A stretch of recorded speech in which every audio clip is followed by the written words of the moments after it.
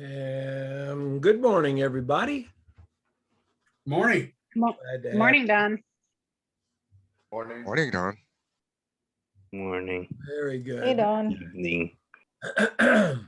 Oh, you're back to your office, huh? What's that? You're back at your office. Oh, it's hot outside now. When I'm outside, it's early in the morning. It's pushing 90 something out there now. So back in the office. My sister and sister-in-law and nephew just got up from Phoenix today. They're appreciating the cool weather we're having up here. It's only in the 60s and 70s at the moment, but And where are you? Pueblo, Colorado. Oh, really? It's staying that cool there, huh? So far, our high recently was 95. Our low was 35 in the last 7 days. But it's been kind of cool in the 60s, 50s, 60s, and high 60s for the last week. Well, that's nice. That's nice. It'll I've end been soon. to Pueblo twice. Once it was very, very cold, and once it was very, very hot. The coldest it was when my brother was here when he was a kid was minus 32. Yeah, that's chilly. That's a little chilly. Yeah, it's colder than I want. All right, we are looking at splashing and all kinds of things. So I think first up here is Jorge. If Jorge is here, Yeah, he is here. All right, Jorge. so this was like an evolving thing as I went with it. So it started out wanting to kind of like do a rain thing. Well, the whole thing was it's supposed to be blood, like it says here. Okay. I don't know if you guys know, like, usually like those Japanese advertisements. This one every now and then they'll show them in the US, like a show in Japanese ads, and their marketing is like completely different. So it's kind of like the idea. A brand called Blood of the Innocent for the cosplayers. So Yeah, I'm not familiar with that. it's totally made up. But it's following something you probably find there. Like I made that part up. Okay. But basically, so the liquid's supposed to be blood, like whatever. So it's another water liquid simulation, but this one I finally figured out how to make splashes, more or less. And so for the nail polish, and then it's lit from two lights backside, basically 45 degrees towards the back from the camera. Mhm. And they're pink. There's no white lights at all in this. And then there's, because the simulation ends right there, basically, like it's just that square. Mhm. I went back to like the old, mid 90s 3D tricks where they would just put fog in the background to hide the fact that the render ends. So Okay. there's a fog back there. And then I read your post on the other group about how basically we do all shoot the same format. So I decided to frame it and simulate Panavision, basically. Cool. Cool. I like the idea that you're not using white lights. It's a very interesting effect. It kind of mutes the color, mutes the contrast on it. Mm-hmm. It's very nice, Jorge. Thanks. You're getting good at this. Yeah, well, I keep practicing. I was gonna actually shoot, and then realized I had done most of this whole run CGI, so I might as well try to finish them all like that. You're good. Really good. Thanks. Nicely done. Josh. Hello. Hi, Josh. Hey. What was this? And what was this shot for? What do you mean? Well, this isn't this assignment. Well, I did the colored liquid. Like there was all sorts of, Okay, all right. like on the assignment, it said you could use flash to color it or whatever. Got which is it. All what- right. Which Okay. is what I did because the transmission went out in my car and I had to throw something together quick. Okay. So- All right. So this is, was it the So- food color? It's a gelled flash on just water Oh, okay. is Oh, what that is. that's cool. That's cool. You just, that's interesting. You got great light on the water to begin with. It's really nicely lit both sides and you got that nice, bunch of light down here. So the water is lit really well. What are you doing with the water? Is it pouring out of a pitcher or what's going on I there? just kind of tossed it up into the frame and then the softbox is like on the side of Okay, it and it just and then I just tried to catch it at the right time. And then I just composited it in with the bottle afterward. all right. Nice. Your bottle looks great. Thank you. Looks very, very good.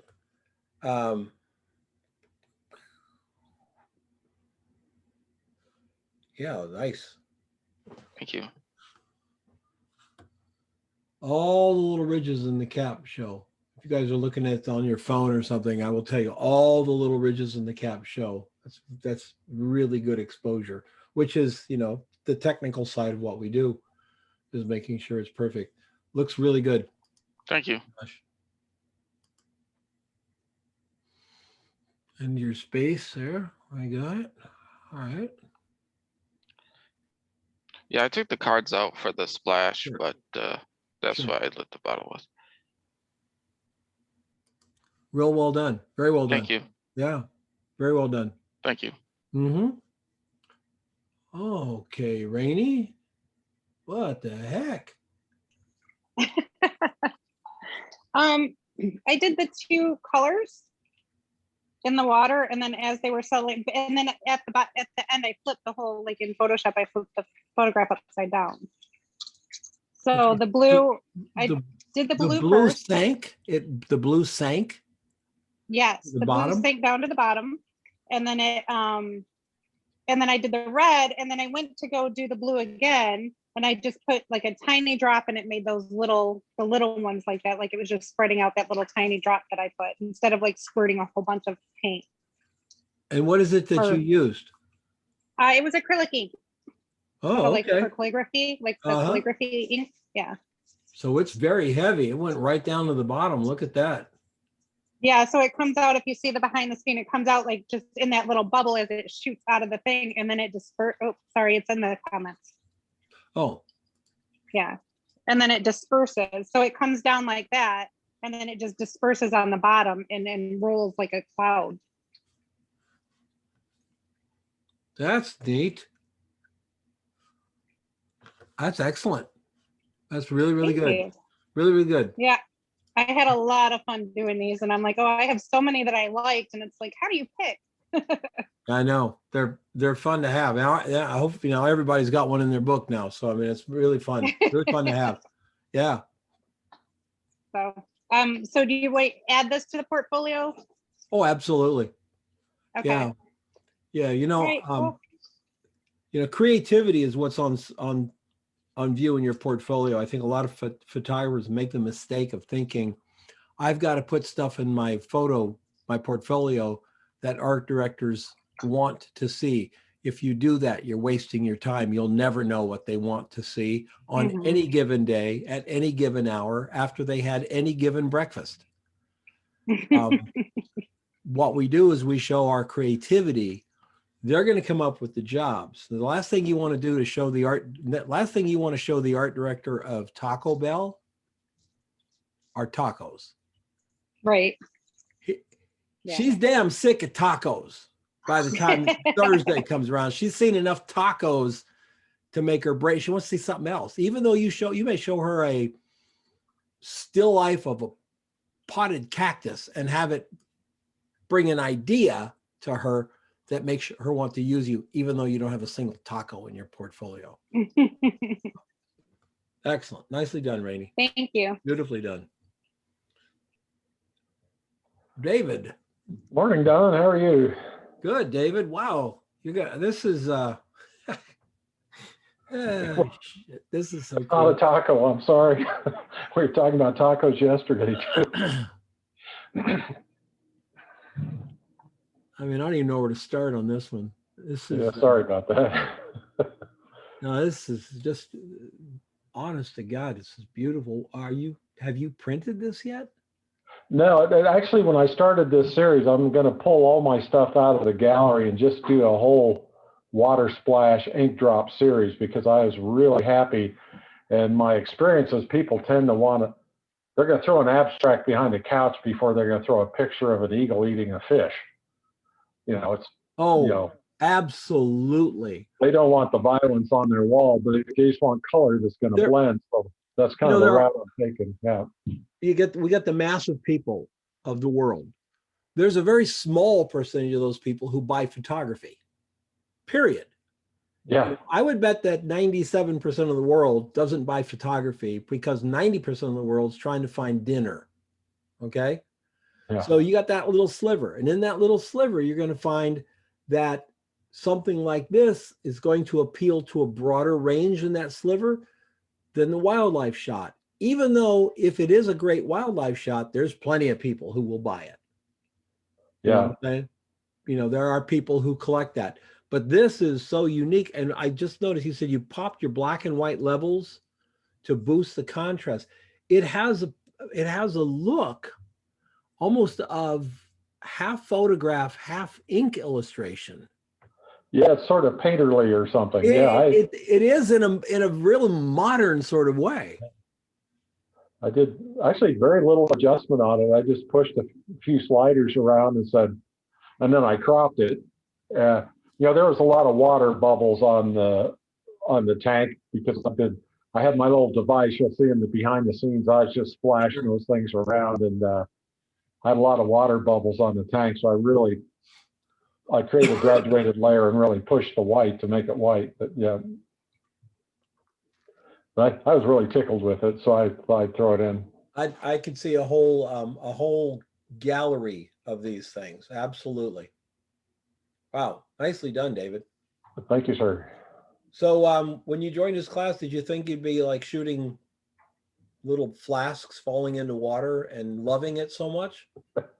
No, it hadn't crossed my mind. I had used the flask before for micro photography. I'd put in like a little tiny flower, put it in a pair of micrometers and take a picture of the flower in the micrometer because I was doing sort of nouveau industrial kind of shots. I kind of Sure. called them bubbles and calipers, that sort of stuff. And, but I hadn't thought of this. Woke up at 4 one morning trying to figure out how am I going to get my water in the tank so I only have to fill that tank once, or how to put the food coloring in. And I thought this thing all out at 4 in the morning, went back to sleep, got up at 6:30 and started stringing up the wires on my ampules and went after it and then said, okay, I'm happy. But yeah. Very good. You should be thrilled with it. There's my, Really well done. thank you. And it's all mostly just backlight, straight backlight. Yeah. Yeah, nothing fancier than that. So Oh, you got a 1250 at 1/16th power. yeah. Those little photogenics. How old is that thing? I don't know. I got a call from a lady who's a friend of my wife's, and she had a friend in Texas whose husband was a photographer. He passed away. His wife wanted to give the equipment to someone that would use it. So I drove down to Texas, picked up the 4 photogenics, 5 light stands, 3 studio backdrop stands, I a bet you Maple that. Fort book, a Curtis book. I mean, I came home with a truckload of stuff, and that's the I bet first that time thing's I've 40 actually years old. I bet it's 40 years old. works like a champ. Absolutely. All that, the old photogenics, the old Normans. Yeah. It only sinks at 250, but I can push a lot of light out of one of those things. Yeah. What do you mean it only sinks at 250? Sorry. Well, if I set my camera at like 300, it won't sync. It won't, your camera won't sync at anything at 300. That's in Well, the yeah, camera. well, if I use high-speed sync on the. Oh, yeah, there's no yeah. high-speed sync on this. This is, Yeah, yeah, right, yeah. exactly, yeah. It's just a dumb flash. Yeah. Nicely done. Thank you. Yes. Mr. Carzan. Kevin here? It's floating in the water. I wonder if it's floating upside down. That's kind of what it looks like to me. It looks like this is coming in from the top. I think it's nice, Kevin. Looks really good. Ah, see, I was right. It's coming in from the top and then dropping the ink around it. Really nice. Got to sharpen this up a little bit. Looks a little soft. Could be Facebook, Kevin. You'll have to let us know on that. But a little soft in here. All right, very nice. Really nice. And oh my, Jason. Hi, Don. Hey, did you just luck into this swirling mass? Yeah, we did. Not quite as many times as splashing, but I did fill up the tank, I don't know, 5 or 6 times. What is this thing? Is it It's a bottle of gin, gin? lunar gin. And so it sort of created these clouds, I thought. That's what it looks like to me. And I love the fact that this cloud's coming in front right up here. You know, we call them clouds, but this little bit of ink, it's really, really nice. What's another thing that's really good on here is your label. Mhm. Really nicely done. Thank you. I would love to see you take that H up to where the E is Mhm. and the S up to where the K is. Okay. Just those 2 letters are starting to fall off there, right? Let's bring them back up. The rest of the label, all that metallic looks great. This nice highlight here. I love the little highlight coming from the top there. Getting the top, we can see that there's lettering on the top. This all looks good. And then you caught it. How fast were these things moving in the water? So I had my camera on a burst mode or whatever it is, but it was sort Uh-huh. of low. It's like sort of firing, I don't know, a couple every second. And Okay. I would get about 6 or 7 shots before it was just a blue mess. Well, you sure nailed that one. But in fact, in the comments, I think I posted a couple of extra shots because, as everybody else has said, as Rainey had said, sometimes it's hard to figure out which one to pick. Yep. How do you go about that process? So I go through and I do in Lightroom, I do a pick and get rid of, just one pass. Mm-hmm. And then I'll come back and I'll look at them all and then I'll sort of star them. And then I'll end up with, 3 or 4 or 5 stars. And then I go from there. Then it's just Yep. a gut. Yeah, I think you chose the right one. I'm going to make a suggestion. Mhm.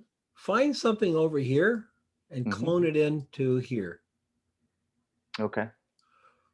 I want the black bottle, to be the dominant Silhouette. thing in this picture. And it is, except this looks like, well, honestly, it looks like a mistake. Now it's not a mistake because how do you control it? Stuff's moving so fast, you can't really control it. But it looks like a mistake. It looks like the clouds have parted. We don't want the clouds parting. We want them to stay right down in here. And you see this kind of bright area here that you've got up there? Yep. Can you reproduce that down in here? I'm sure we can figure something out. I would say try to do that. Fill this in and then try to get it that sort of same feeling of light coming in through this side over here as well. And it'll move that bottle out forward. Okay. I'm going to give that a shot. Yeah, really well done. Thanks. See, I guess that's the other reason I like doing this thing so much. I get to be an art director again, 15 times a day on Saturday, I'm art directing. Try this, move this over here. I was always a very good art director to work with photographer because I'd been on the other side. I knew what it was like. Wow, Rick. Morning, Don. Good morning, everyone. Good morning.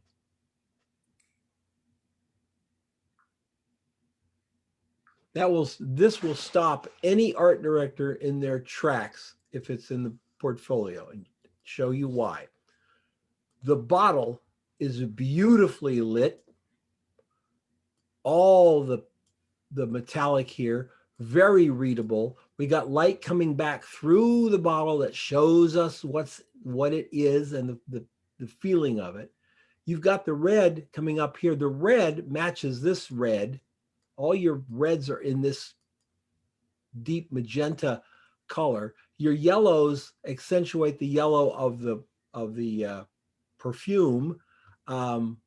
It's just so well done. It is planned out. I know this is not, you didn't go, hey, No, the colors were picked given Yeah. the color of the bottle. yeah, absolutely. Product. Now, I'm going to tell you the same thing. Let's fill in this one. Let's just grab this little guy and warp him out. Okay. Yeah. And let's fill in this one over here. Let's find Yeah. something, warp it into there so that we have all the white is around it and not below it, because it'll pull our eye to that, that Yeah, thing they- grabs our eye down in all that dark. Let's leave it up there. Right. Pulls it right through. Other than that, it's an exceptional shot. Really well done, Rick. Thank you, John. Super well done. Really. Yeah. I had a question, Don, because obviously the bottle was shot vertically. I'd originally started with another shot, which I Mhm. posted in the group. It's that same bottle, same shot in a splash of colored liquid, right? Mhm.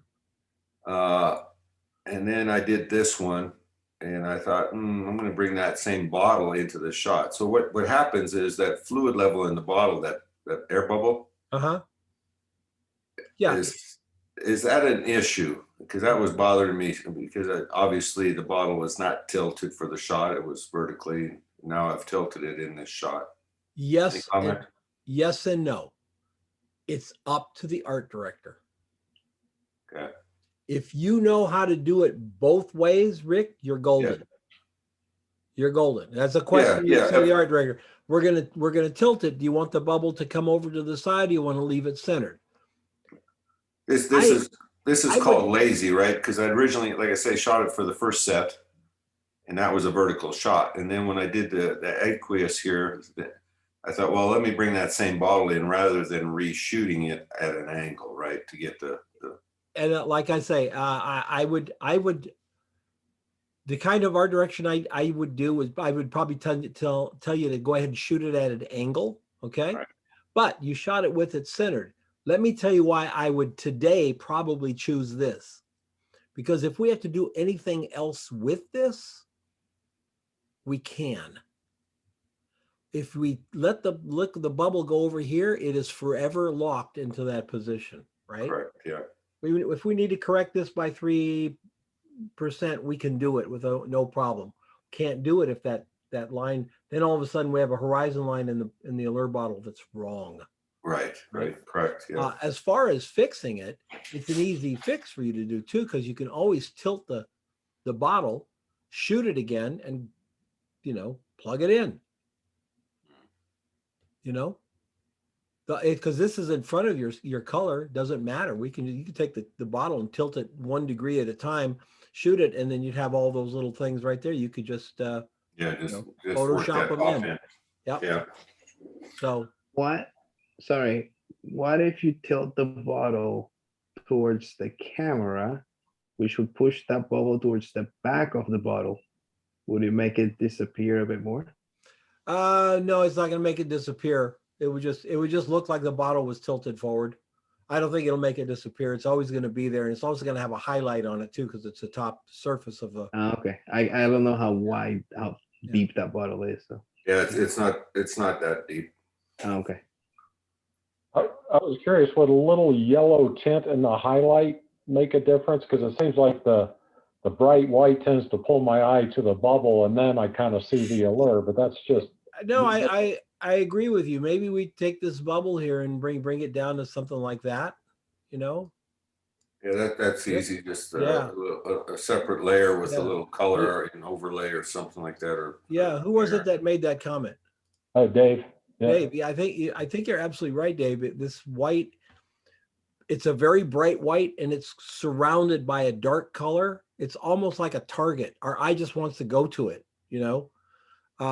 So take it down a little bit and I think you'll be fine. Okay. Yeah. Yeah, good, But it thanks. is the allure. That's right. Well,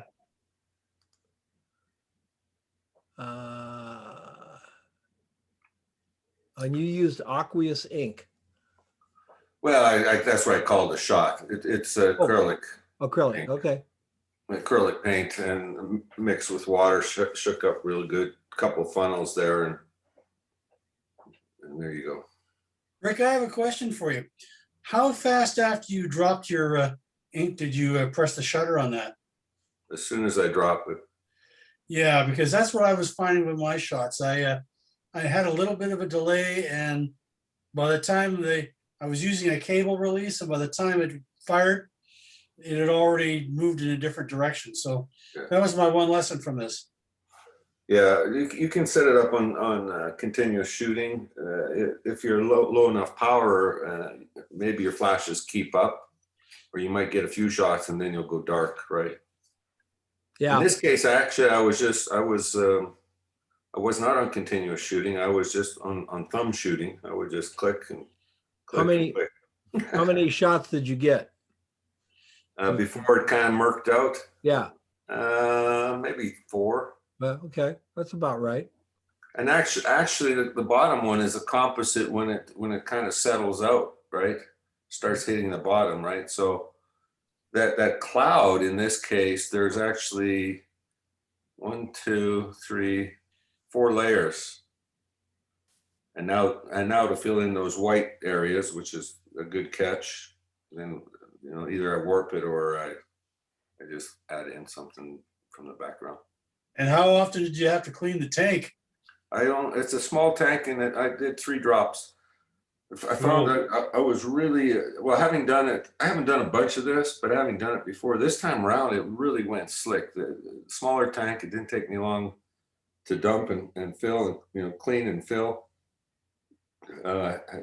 Quick wipe down with the squeegee to get the bubbles off the side, what very few there were. And then I call my wife down. So I'm pouring one and with the other hand on the cable release, and my wife on the count of 3, she drops the other one on the other funnel and off we go. Very cool. Rick, can I ask a question? Did Certainly. you shoot the bottle outside the tank or separately? Yeah. The bottle was done separately. The bottle was actually, like I say, shot on a different setup for a different shot, which I posted in the group, Facebook group. Yeah. Not for this competition, but it's sitting in a splash bubble. Oh, okay, I'll have a look at I was dropping ink on a ceramic white tile, capturing the crown, and then I used that with this bottle also shot on that ceramic clean. actually, I remember seeing that picture. Right, yeah. so that's the same bottle. And then when I did I this, forgot about it, yeah. and so when I did this ink in the tank, or this paint in the tank, then I said, let me try bringing that bottle in and give it something. So that's why that bottle was used in 2 different types of shots. Oh, okay, thanks. Very clever. Good job, Hey, Rick. Rick, I have one other thought, and maybe I'm way off base here. But if I go straight down from the U on the allure down to the bottom of the bottle, you can see the back edge of the bottle kind of creates that kind of line going across the cloud, a little bit lower.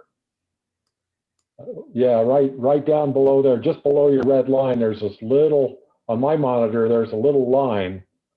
Was probably the glass. Oh. Maybe I'm just being. No, you're right. Yeah, because that's some shadowing in the bottle. I mean, Yeah. Go ahead. The density of the cloud varies, right? So you might see back edges of bottles coming through. And to me, that's only natural. It is. Yeah. Just make it even. We've got to see more than just the line. You see what I'm saying, Rick? if we see a little bit more, maybe see a little bit of the bottle itself or something that would identify it. If not, take it out. Gotcha. Yeah, Because the okay. perception is it looks like a scratch. I mean, we can justify it by clearly justifying by saying it's the bottle, but you know, the perception is it looks like a scratch. Good catch by that. Yeah, good. Thanks, guys. Yeah. Yep. Very Well good. done.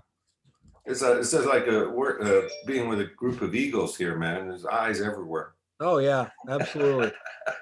So thanks, guys. Absolutely. It's what makes it great. Yeah, Really what makes it absolutely. great. All right, Judy. Hi, Don. Hi, Judy. Is this also also acrylic paint mixed with water? Yes. Nice. Flipped upside down. You've got a light on both sides, right? Is there a light behind it too? I didn't flip that upside down. That's actually the way it was. Oh, so it's dropping in from up here and then just forming a pool at the bottom. Yes. Oh, Yes. very cool. What was your question? You asked me something else. Looks like there's a light on both sides. Yes, yes. Is there a light behind it as well? No, Okay, right and left. 2 speed lights. there we go. Okay. Yep. I did start out using a fish tank, a 5-gallon, but boy, that was a lot of work. Because every time it clouds up, you have to dump that 5 gallons. And so I went to that little container. That little container's great. Yeah, it worked. Nothing wrong with that.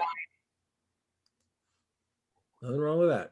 Not What wow. kind of container is that? I was looking for something smaller in my fish tank and It's Yeah. I got it at Target for $10. It's a kind of acrylic plastic that you would put cereal in. It's in the homewares department. oh, perfect. Yeah, because I was looking at little Lid. vases and they want like $50 for them, and I'm like, no. Oh no, no. $10. I had exactly the same problem. I was looking for something a lot smaller. Yeah, I look for everything that's cheap. Yay, me too. Thank you, Patricia. The paint was cheap too. It was little sampler bottles, little 1-inch sampler bottles at the art store, for $1.99. Very All right. cool. Nice stuff, guys. Yeah, thanks, Judith. Yeah, Judith, this is very cool. This Thank is you. super cool. Does that white, that right in the middle is what bugs me. And I don't know how I'd get rid of it, but see This that one, right you mean smack in the middle, yeah. Right one here. Yeah, it's pretty bright. I don't. Maybe you you know, lasso it, right, and bring the color down to match one of these magentas in here. Uh-huh. See if that does it, or just take it down and pull in some of this yellow right here. Yeah. But yeah, I'd probably pull it up and I'd do the same thing with this one. Not because this is distracting. That one is distracting, and the reason that one is distracting is it's a very bright thing against one of the darkest areas in the That's unit right in the itself. middle. Yep. Yeah. Yeah, I'd be real careful with that. And Yeah, I and, wasn't quite keep sure it- how to do it, so I left it alone. Yeah, I would do that. I would certainly do that. Okay. The other thing is, how many times did you do this? Do you have something from another one that you could blend in? I do. I'd have to look at them again. I haven't, I'd have to look at it again. Yeah, that Yeah. might work as well. Yeah. XT20 shot with a very long lens. Yeah. Good. Yeah, I had to pull it back quite a bit, quite a distance. And that glass is clear and clean enough that you didn't have a whole lot of scratches or anything to deal with, did you? No, it was what I had to deal with were little bubbles that I used a syringe to a plastic syringe without the needle Uh-huh. to pump the ink, the paint in, and that created bubbles. So it was just cleaning up the bubbles. Got it. All right, very nice. Is Hey, Mark here? Mark? Yep, Mark? I'm here. All right, there you are. Looks like some sort of psychedelic jellyfish.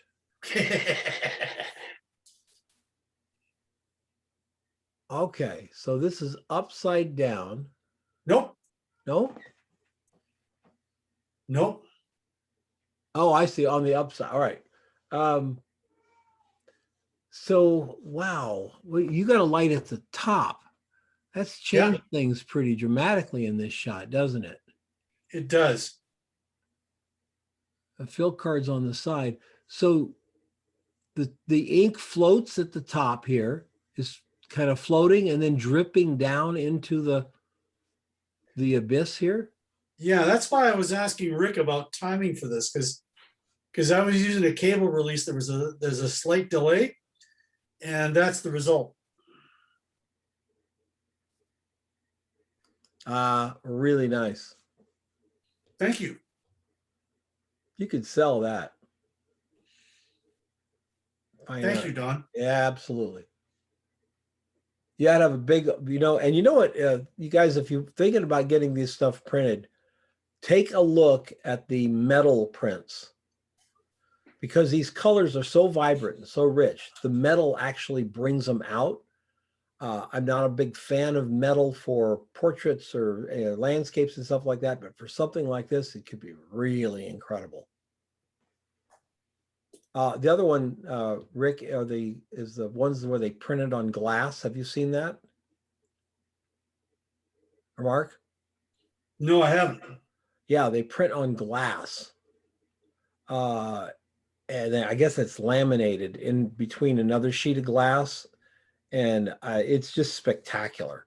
Spectacular expensive as well, but it's an incredible look at the way the image and the ink goes onto that glass, and then it's laminated with another piece of glass over the top. It's incredible. I'm gonna look into that. Yeah, I'd look into a print for this. Really? I Really? have a question along that line. Does anyone in the group use a dye sublimation printer?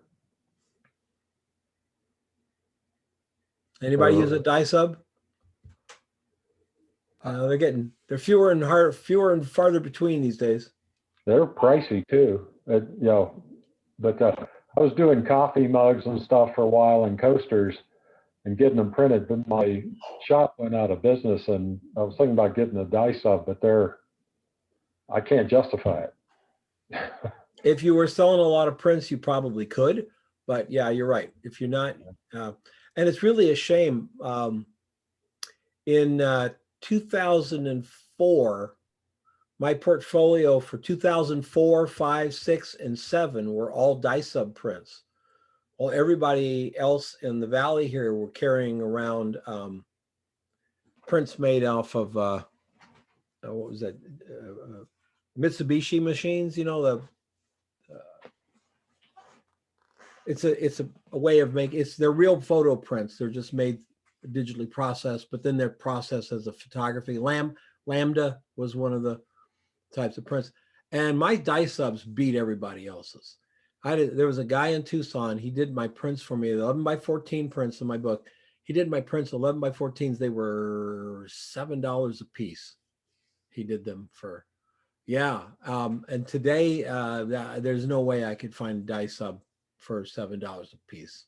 No, not a chance. Or even with inflation. Well, with inflation, it'd be $78 a piece today, I guess. Oh, 79. Sorry, 80. God damn it. Anyway, yeah, they're really great. The old Fuji machines. Remember the old Fuji printers?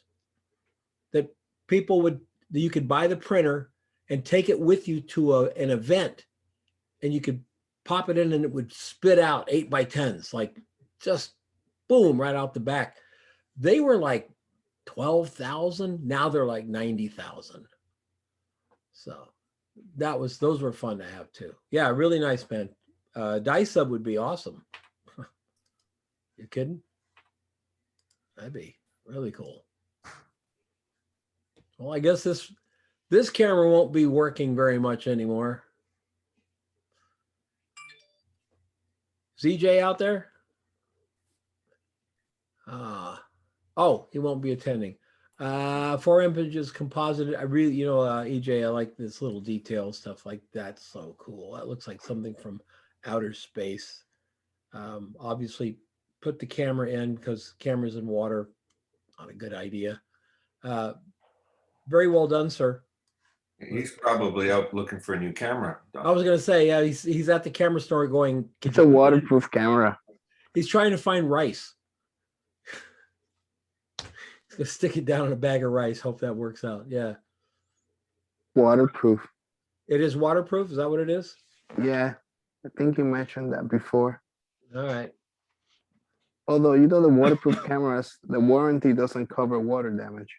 Well, you know, there's a difference between water resistant and waterproof. Water resistant means if it's ambient water like rain, or, you know, somebody spills a drink on the table, it's probably going to be okay because it's resistant. Waterproof means you can actually put it in a tank of water, and they'll always tell you to how deep, you know. Remember the Nikonos, the Nikon camera? I think you could take it like 20 feet down, but if you went down to 40 or 50, and I don't remember the numbers, maybe it was 80 or whatever. If you took it down too deep, all too deep, all bets were off. And they could tell if you'd taken it down too deep, they could tell from the pressure damage that the camera would sustain. So really cool.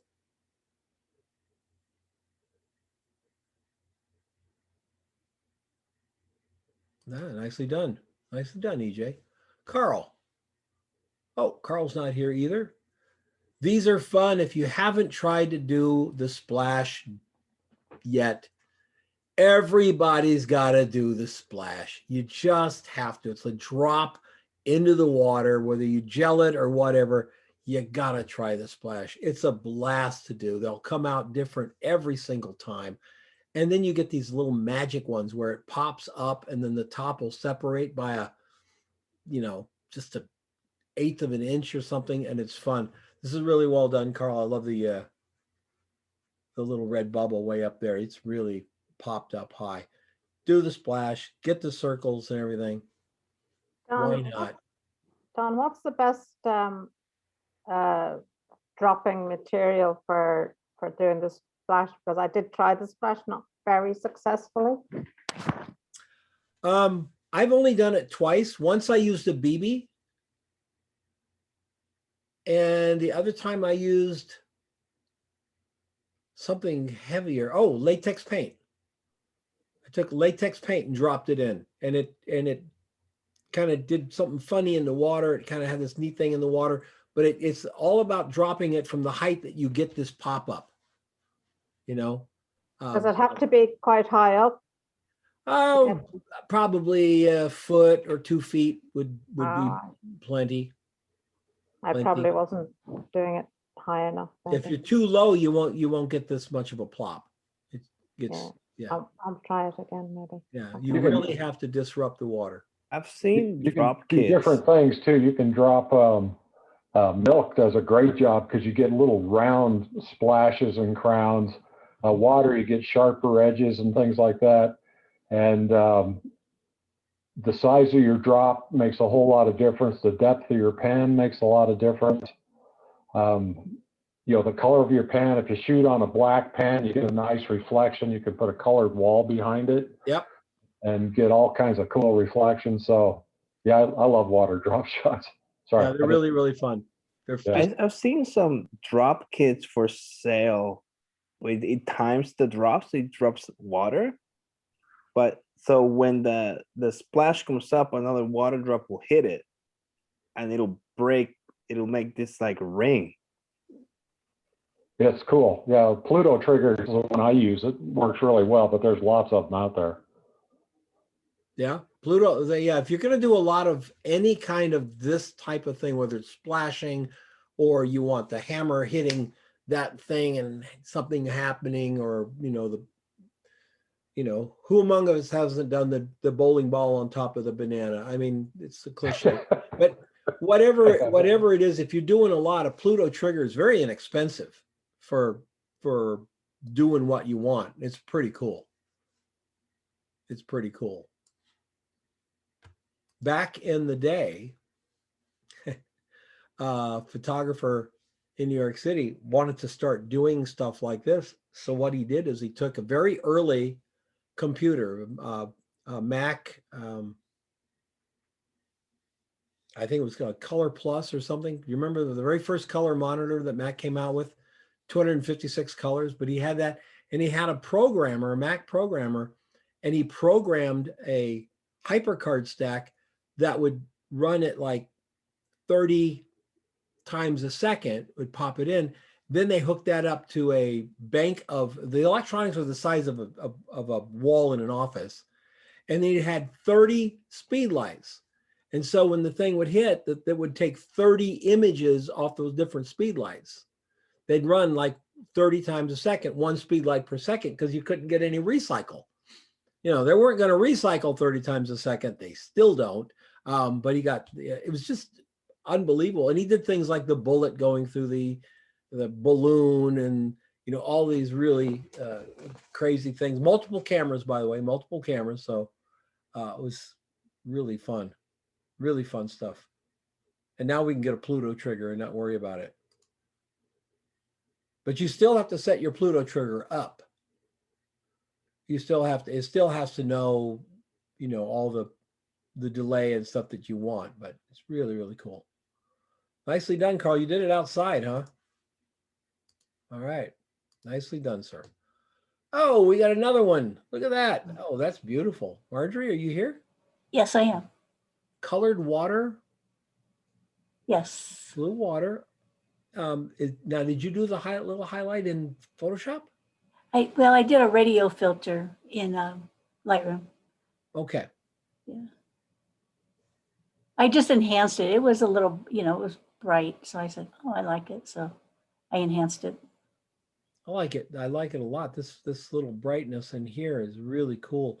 Love the liquid highlight here on the water too. Yeah. So that's just lovely. How many did you do before you got this? Well, I don't know, 500. I don't know. No. Yeah, and when It was fun. When you got it, did you know you had it? Yes and no. The thing that bothered me was the rim of the bowl. So I did, in one shot, I did go ahead and take that rim out and made it lighter, which I like as well. But I said, no, I'll go with this. This rim, this dark rim? Yeah. Mhm. The Um, bowl. Yeah. you took it out and just had water there? Yes. Oh, okay. I have a lighter version of it. You know, I saw it for the first time with the bowl edge on it, and I can't imagine not having it there. Okay. I think it gives us context, you know. Okay. Without it, and I guess you just blended this blue up into the blue of the background. I did. Uh-huh. That would be a whole different shot because it would be sort of obviously composited in that we really wouldn't know Mm-hmm. what's going on in the shot, where this bowl gives us some context. So Okay. But they were fun. I kept doing it because it was fun. good. So blue gel to light the background, and and the ring light is Yeah, I only have one light with me. I'm in a different state, sure. and so I had to bring what I could. So Absolutely. yeah. Well done. Okay, good. Really well done. Whoa. Well done. Dean. What's going on here, Dean? Dean? All right, Don. Yeah, I'm here. Sorry, yeah, trying to get unmute this thing. Yeah, I was trying to get more of a watercolor style image. So these are pencils that you basically brush over with a water brush over after you've done it. So I was trying to get that, and so that's basically gels over the top. So colored gels, multiple ones. So what am I looking at here? This is a There's like Photoshop. tunneling. Wait, So what is it? It's like a tunnel. You'll see how I did it. It's basically a. Oh, good idea. We should go back. So it's got like a tunnel. So I'm shooting down the center of that tunnel to give that effect over it. Okay. So water reflection in the bottom. So This is really kind of cool back here. yeah. I got an idea. So this is all composited, right? Or not? There's about 4 or 5 composites in there. Yeah. What if this was the moon? Yep. Yeah, I'd try that. You can get a moonshot from NASA. They're free, you know. Okay. Yeah. That in the background almost looks like a man standing there with a flashlight looking through the tunnel to me. Yeah, with it looks like the hand going around the flashlight there, and look almost our brain fills in a shoulder, right? Yeah. Yeah, I think the moon would give it this sort of Okay. That's a good idea. Thank you. neat thing. It also looks like lightning in the back, which could Yeah. be kind of enhanced and kind of fun. Yeah, you're exactly right. I mean, you got these scratches. I might tell you to head over to Unsplash, find a really cool lightning one, and blend that in. Lightning and the moon and the pencils and the whatever the heck's going on over here. I don't know what that is. That could really, you could end up with something pretty nice. It's pretty nice as it is. It's a very interesting photograph. I like this black area over here gives it mystery, and then that can't tell if that's a surface or if it's space.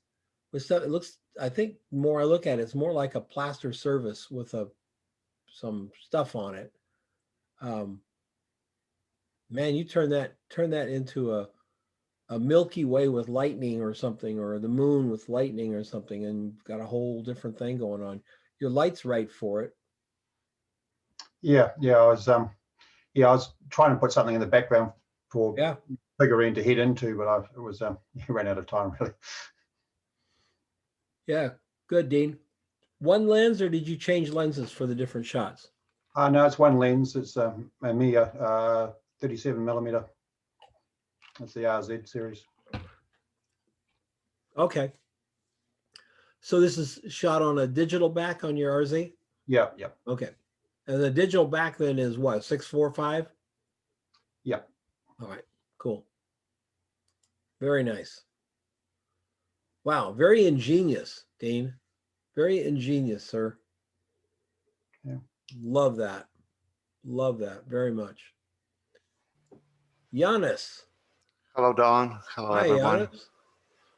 Hi.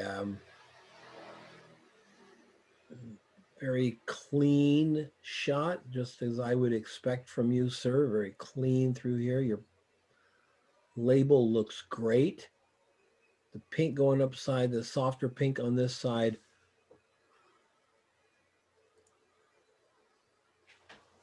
All right, shot the bottle like that. All right, shot the bottle with sort of a dark field lighting. Oh, it was, from side to side.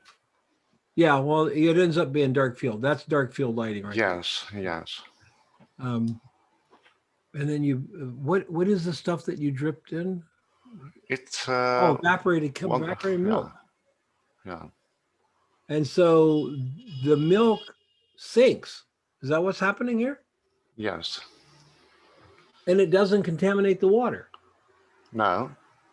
The magenta one is a cap of water and watercolor, and the lighter magenta is a cup of evaporated milk with just a spoon of watercolor to make it a bright magenta. I wanted that effect.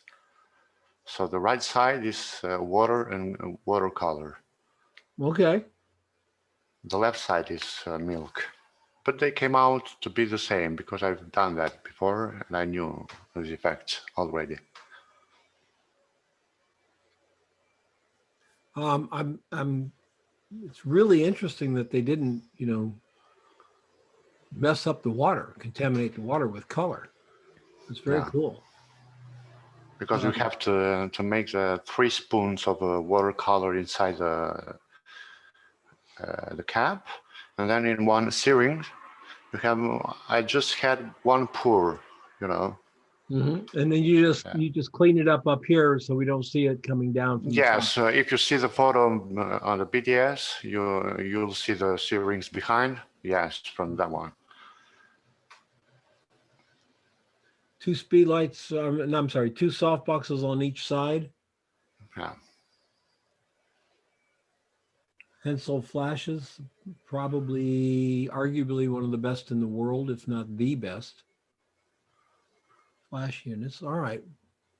Just super well done, sir. Thank you, Don. Wow.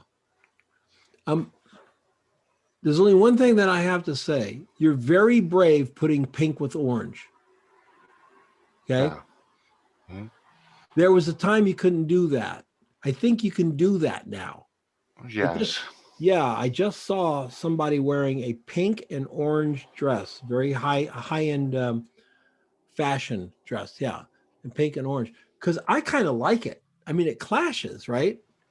It vibrates the eyes. Pink and orange. I mean, pink is red and white. Orange is yellow and red.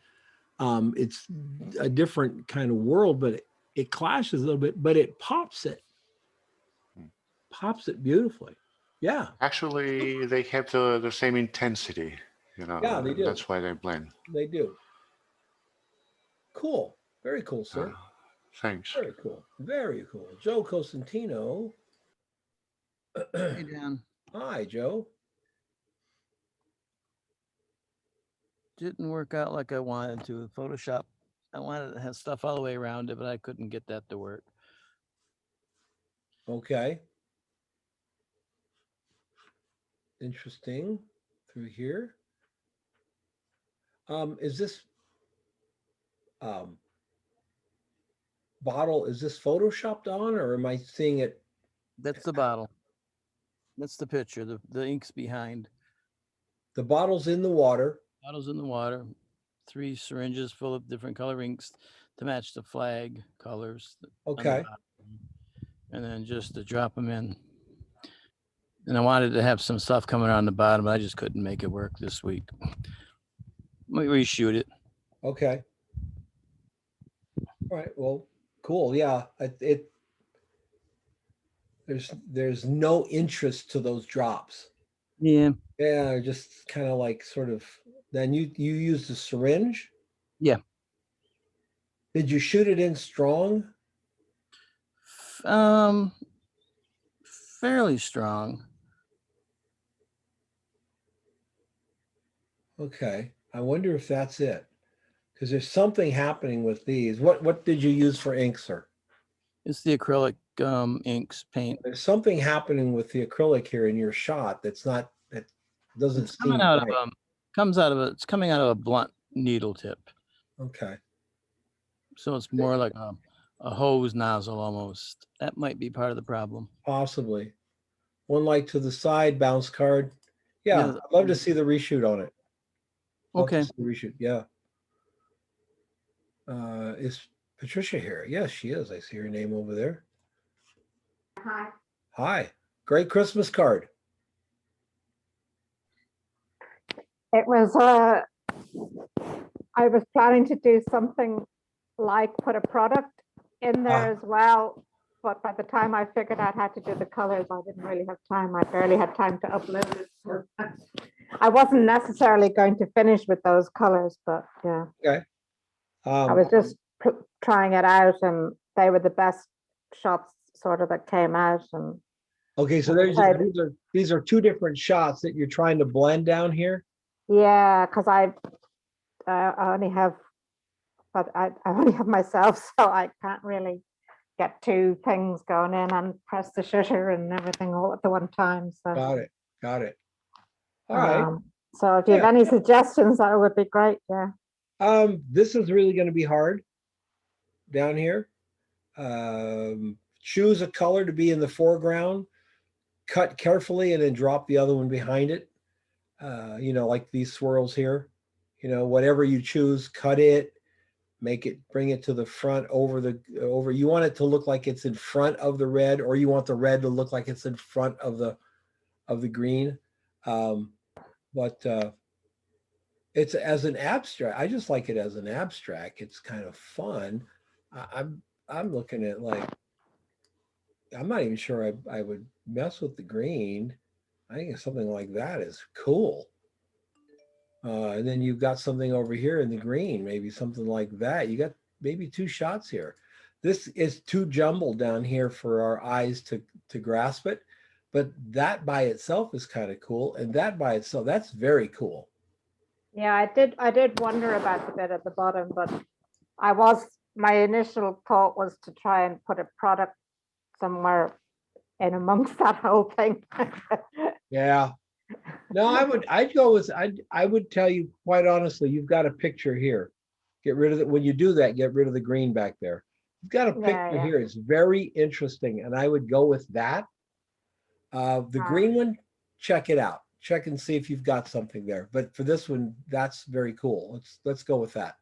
Yeah, because I think they were also slightly different inks. I don't really know what inks they were because our paints because they weren't labeled very well in the shop. But yeah. So this is used. So you got a little strobe from here, and you got a strobe on the background. Yeah. Yeah, that's really clean. Your background is really, really clean. Now your flash has got a Stofan on it. Yeah. That's what I call these things, guys. I call them Stofans, even if it's not made by the company.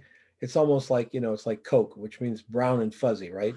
But that Stofan is lighting you up on the side of your green. Do you see it?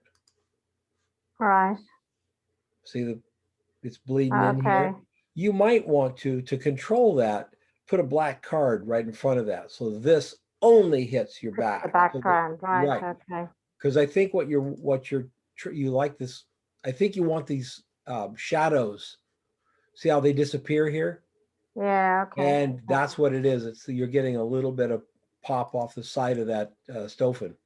Yeah, it's the first time I've used that thing. It came with the flash, so I said, let's try using it. Do you shoot with an umbrella? No, that's my flash kit there. Okay. That or continuous lights. Well, when you get a bigger softbox or an umbrella, use the Stofan in it. Right. And you'll get much easier, much more wider coverage inside the modifier and get a much softer light out the front. Oh, okay. Yep. Very nice. Very nice. Good for you. Okay. Arnold. Hi Don, hi everyone. Yeah, I approached a totally different subject matter until I came up with this one. Actually, this was an accident. I saw this bottle on a checkout counter, and I said I got to do this bottle. So the idea here is to create contrast because I didn't want to do just the cloud splash, right, or just the oil. I knew that I had to do both, and this is what I came up with. Quite a struggle to do this because I've never done cloud drops before or oil drops before. This was my first for both. And yeah, it was quite I did like 5 dumps of tank, and every time I do a water change, the bottle would change a little bit because I didn't have any what do you call that, the hot glue gun, so I had to use blue tack. Okay. It was moving ever slightly, but I mean the concept. Well, that's what I had 2 strip lights on it with a scrim in the front. Both of these strip lights are feathered. The left strip light is facing the bottle forward towards the camera. The other strip light is away from the camera, feathered facing the bottle. Got it. And I had a flash in the back with 2 different colored gel shooting through, but I had to put a snoot on it, and not just a snoot, but a flag, so that it would only hit the bottom of the water level, so I don't hit the top of the bottle above the water. Okay.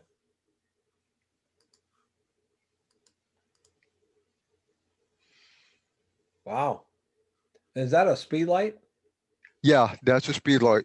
Well, controlling your light when you're working with speed lights, because you can't see them unless they flash. Right. That's always hard. Always hard. It's a 6 image composite because I had to make a plate for the oil, plate for the cloud, plate for the clean background, and then additional two, I believe, little oil, little cloud. That's basically it. Yeah, a lot of Photoshop work here. It was crazy. Well, it ended up being a nice shot. Ended up being a nice shot. This is very clever with all these bubbles, stuff like that happening here. Bringing us around. Yeah, and you shot it in position. Yes, I did. I Yeah. had to because I didn't like the look of the composite because it's so off. The reflections, the intercolor, the subsurface scattering behind it, it doesn't work. It looks so composited, right? I did try that. I mean, I did shoot a clean bottle and tried to composite it in, and it just off. I mean, with all the interreflections, the indirect reflection, the color, it's just all off. So Yeah. How did you keep the bottle in position in the water? I had to use blue tack, a lot of blue tack underneath the bottle, a lot of it. He's glued it down. Okay. And I had put blue paper under the tank. That tank is actually elevated. If you look at the white reflector on the front, that's under the tank. All right. So that's raised about 3 inches above the table. So I have that space underneath. Well done, Arnold. Thanks. Yeah. Good explanation as well. Very nice. Asha, Hey Don, how are you? I'm good. How are you? Very good. This is really clever. It's like you don't know what you're looking at until you do, you know? Very clever. I like. This was, thank you. This was not actually what I was aiming for. I wanted to do the whole thing in the aquarium, but I stopped here. Well, if you have a 10-gallon aquarium and you're I going to do. do something, yeah, and you fill it up with 10 gallons, Mm-hmm. drop the ink in one time, get 3 shots, and then have to go and pour out 89 Yeah, exactly. 89 pounds of water, clean the tank and start over again. It can be a little daunting. I think what you did here with the glasses is very cool. Thank you. We got just enough of the glasses to know that they're glasses. We get it when we look at it for a second. We get it. I like how you brought the stem down here and over here. You got a little bit of a soft darkness on the edge to pull it off the background, and then you're dropping like printer's ink or something. No, food color. Food coloring. Yeah. Food coloring's dangerous, boy, because It's very interesting because Yeah. you see how the green, and I actually cut out, I had a red glass too. I cut out the red because in this particular shot, it didn't do good, but I find the blue, red, and green do really good work, you know. Yeah, and they're different. Last time I did this class with one of the people in the class shows them that they're different. The blue does different stuff in the water than the green, and the red does different stuff in the water than either one of them. Yeah. It's like and the yellow just the yellow goes. just dissipates. The yellow just all of a sudden the water's yellow. There's nothing there. And the red is kind of in between these. The green is your green is lovely because it's just going all through there, and the red's somewhere in between. But the blue, it's like it sticks to it's like a clump. Yeah. Yeah. Food coloring is dangerous. It's like what? But it's interesting. It's fun too. I haven't tried it, but I wonder what would happen if you took food coloring, 50% water and 50% glycerin. Okay. Because the glycerin rejects water. Correct. You know, it would make, or maybe take a little bit of glycerin and color it with the food coloring. I wonder how, I don't know. I wonder how it would react in the water because it's oil. So it's going to be like rejecting the water. So it's not going to turn the water green quickly. Mhm. It's going to do something else. Oh, that'd be something to try, Judy. I tried that the last submission with the Uh-huh. glasses. I did that glycerin and food coloring. How'd it work? Great, excellent. I was Excellent. thinking of Very oil good. and oil and the coloring actually to color the oil. You could try, you mean like olive oil? Any oil, canola? Yeah. Actually, if you look at my image, I tried to color my oil with food coloring. It did not mix very well because food coloring is water-based. So even if you try to mix it, the food coloring sinks in the bottom of whatever you're mixing. Oh, okay. Okay, I see. Not mixed with oil unless you heat up the oil, right? If you heat up the oil and then you put the food coloring, it would work. But if you mix it as it is, they will never mix because Well, there that's you go. water and oil. There you go. The oil to be mixed with the color has to be oil color that painters uses for their canvas. And Okay. that's the right way to do it. Yeah, it's best way to use for oil, coloring oil. I have done that, and that's why I suggest you to do. It's very good. Oh, okay. I wonder if you could use a little detergent, just a tiny drop of Dawn to act as a surfactant or something to kind of break down the oil, and then it might accept the food coloring. Just a That's thought. an idea. If it breaks it down too much, then it wouldn't be, no, it wouldn't break it down all that much. Yeah, it's still gonna be Other- much more viscous. Yeah. There's a world of stuff that we could do with this stuff. You know, there's so many things that you could try. Lovely stuff, folks. So far has been really a blast. And that's how you did it. Oh, I love it. Yeah. You got your softbox over your scrim, Mhm. shooting right underneath it. So your light is very close. Yeah. Yes, very nice. Very nice. What lens did you use? It's an 18-200? 18-200. Yeah, EFS. And that's a 70 or a 7DD or 70? 70. It's a Okay, 70. so it's the crop sensor. It's a crop sensor. That's correct. Very nice. How many people want to bet that by the time we get to 2023 that we have 50 megapixel crop sensors? Because the Micro Four Thirds is a crop sensor, right? My phone's 64. What's that? Say it again. My phone is 64 megapixels, and that tiny phone sensor. Yeah. Yeah. So it's just, we're going to get there. There was a time probably within the last 5 years that I would have told you, if you're going to go pro, get a full frame camera. And now I wouldn't say that at all. There's so many great, especially with the new softwares out there.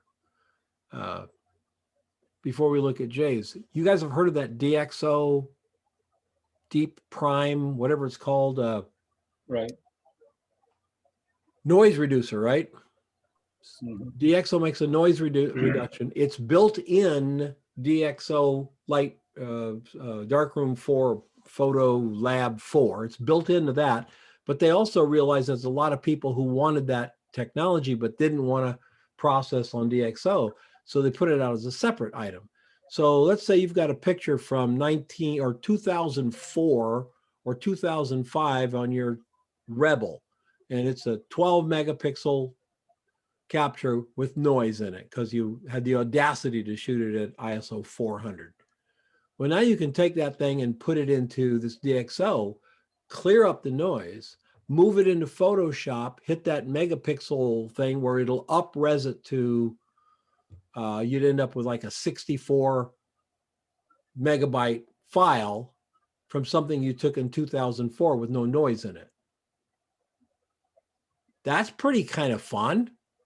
That's got the old brain going, you know, it's like, it's a lot of pictures from a decade there between 2000 and 2010. There's a lot of pictures with some noise in them that can be saved now, can be recaptured. And I like the way the DxO is, it's a pre-processor. So you process it in DxO.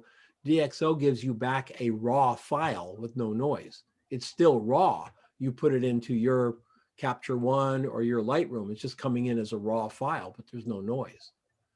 And when I say no noise, folks, I'm talking about, I'm shooting with, I got the pictures from this old Lumix 4 that I had. It's a noisy camera. It's really kind of a snapshot camera, and it cleared it up like gone. For the shots of my grandbaby, my first grandbaby when she was born. Just, I was really disappointed because I chose that camera. I took that camera with me to the first time I saw her. I took the pictures. I had to go to like ISO 400 just to make the camera work and the whole bit. And damn it, got a lot of noise. Not anymore. I reprinted like 6 of them for my wife, went through and took them out of the frames, put the new ones in. Just so happy. All right, Jay. Hi. What are we doing here, Jay, with this thing? Well, it's 3 images. There's a background, which is 1 splash. And then I put the creamsicle in as a second layer, which is a Mexican creamsicle, very good. And you get to eat them after you photograph them, which is nice. Very nice. Always a perk. And then I put another layer of from another photograph and twerked it around, rotated it so it would overlap in Very certain good. ways. Cool. And how did you do it? Because there's no behind the scenes. There isn't. I'll put it up. I had one, but it disappeared, so I have to put it back up again. Tell us what you did here. It's 2 lights, one on either side, at 32 power, 1/32 power, and an Einstein on top. And there's 2 fluorescent lights coming from the bottom. Okay.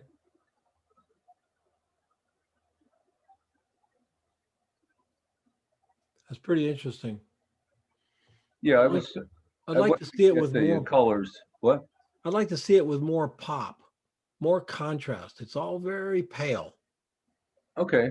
Bring up some contrast there. Yeah. Super. Yeah, I'll do that. Very cool. Thank you. Very cool. All right. So quite fun, ladies and gentlemen. Thank you so much. Do we have any questions? Oh, what's going to be the next one? What's that? What is going to be the next assignment? Oh, you'll see later today. I do have a question. For the people who did the white background, I tried somewhat the white background and I used a whiteboard behind mine, which I know that's where I went wrong. So are they like, was that like the flash and the softbox behind there? Because I just couldn't get my white enough. Here's what you do. Let's go in here and try a new share here. Here's what you got to, once you do this, Rainey, you won't have to do it again. Okay. But you take up a white card and you put it up in the back and you get a flash aiming at the white card. Now, if you're in a tiny studio, it makes it very difficult because you want there to be about 4 feet between that white card and whatever it is you're shooting. Okay. With me so far? Okay. Yeah. Okay. Now you take your flash or 2 flashes and you put them on either side and you start them at 1/8 power. And you're going to start at, what do you normally shoot product at? 5, 6, 8, 11, somewhere in there? 511, yeah, 11, Okay. 811, somewhere around there. Let's just go at 11. You put your camera on 11 and at 1/8 power, you take a picture. Where is it? If it's dark, move these to 1/4. Then remember, you've got 2 more in between, right? You've got 1/8 and then No, on some flashes you have thirds of a stop, on some you do not. So we got, Mhm. on these, we just have half stops on the flashes most of the time. So we go to 1/4 power. 1/4 power, is it white?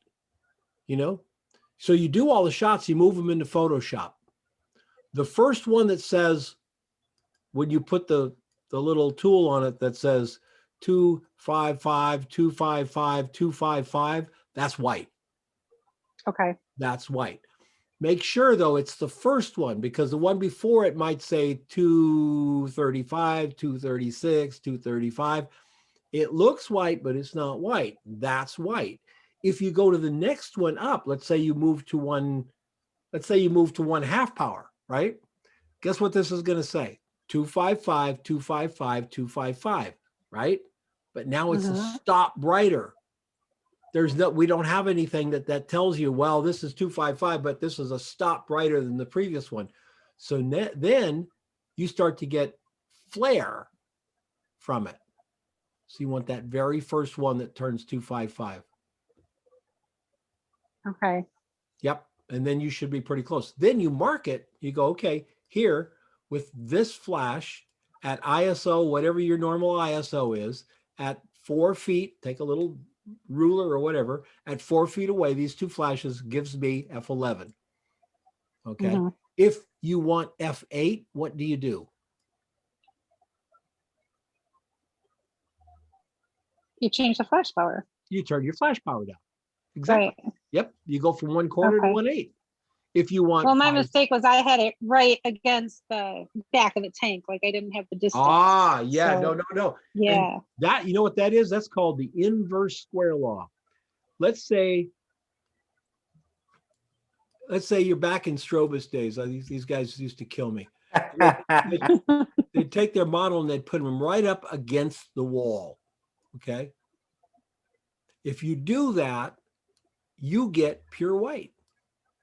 Because the same Mhm. light hitting the model is hitting the wall, right? Right. They didn't like shadows. That was a no-no in Strobus land. So they would move the model, who is generally wearing a bikini, out here, and the white wall would be back there. Now, when you're standing in the studio, what does that wall look like to your eyes? Looks white, Now, right? right. Looks fine. You take the shot at F11, she's 8 feet from the wall. You're at like 5, 6 by the time you get back here or something, 8 and a Mhm. half, whatever. Guess what? It's not white anymore. It's gray. The farther you move away from the light, the less light gets to it. And so Mhm. it would just, it was always like, I don't know how to get my wall white. Okay. Then they would say, well, just blast it with a lot of light. Well, because that's what pros do. We just indiscriminately blast it with white. It's You're triggering my PTSD on sorry, Strobus here. your post Strobus thing. So we don't really want to just blast it with white. That's crazy. So if we have, they said, well, check your histogram. Okay, so here's a histogram I got for you. And here's my whites over here. And they come up right before the end. Is that white? No, that's gray, right? Mhm. White is right here, right? So now the second one you take, it's right here. And the third one you take, it's right here. And the fourth one you take is right there. Which one of these is 1 stop over? Which one is 2 stops over? And which one's 3 stops over? Oops, histogram can't tell you that. Histogram has no idea. It just knows that they're all the way over there to 255, right? Mhm. So if you are shooting white on white and you have your subject at 5.6 here, and your background, let's say your background is back here and you got a light on it, and you're making the background 5.6, you will have a white background. Perfect exposure of white is white, right? Mhm. Mhm. But it might not be that bright white that we want to. That would be white with texture. With me? So Yeah. it's not bright white, it's white with texture. So let's make our background 1/3 over. Let's make it 6.3. Now it's a third over. Now it's much more whiter than that. Mhm. You could go all the way to 8 if you want, one stop over. Here's where things get tricky. When you go from one stop over 8 to 11, now you've got flare all around her because your background is literally 2 freaking stops brighter than your subject. In other words, she's standing on the beach and the sun's behind her. You know what Right. we all, if she's blonde, half her blonde's gone, right? The wisps are gone, they're blown out. You get 3 stops out of her, like blow it out, man. Now you've got light coming back on the neck, coming under here. You've just totally destroyed the edges of your images, totally destroyed them. So it is important to know where these are. And that you can do that like one time in the studio. That's all you have to do, because then you know your distance and your power and you've got it. On location, it gets, you have to make some things, some changes. But I think the best thing in the whole world you could ever get to learn how to do lighting looks like this. It's got a little Light window meter. here. That's the one. If you and I was talking with Sid yesterday on Photoshop Friday, and we both said, I've been using meters now for close to 50, well, over 50 years. 50 years I've been using light meters. Trust me when I tell you, if I walk outside right now, I can nail the exposure without a meter. If I'm standing in a studio and you've got a softbox in an umbrella or in you got a strobe in a softbox or an umbrella or a bare strobe, I can come close enough to make the picture because I've been doing it for 50 years. And so then it makes me angry when I see photographers who've been doing it for 30 years or 25 years going, oh, you don't need a meter. I don't use one. No, I don't need a meter now, but I use it for this because I want to know how much that difference is. I don't need a meter for regular exposure, but I've been doing it. I would say, we sure as hell needed them when we started, right? When you're starting out, get a meter. Go on eBay, get an old Flash Meter 4, Minolta Flash Meter 4. You can thank me later. And know what that light's going to be. You'll get to the point 5-6 years from now when you'll be able to look around and kind of know. You're just going to feel it. And what I did when I got my meter, especially after I got yelled at by Brett Weston, which was quite embarrassing. I pulled my meter out and he cursed me out like a truck driver on his 6 whiskey, saying, you're a photographer. I was at a workshop. You're a photographer. There's light. What the hell else do you have to know except how much light there is? And I'm like, still use my meter. But anyway, but I started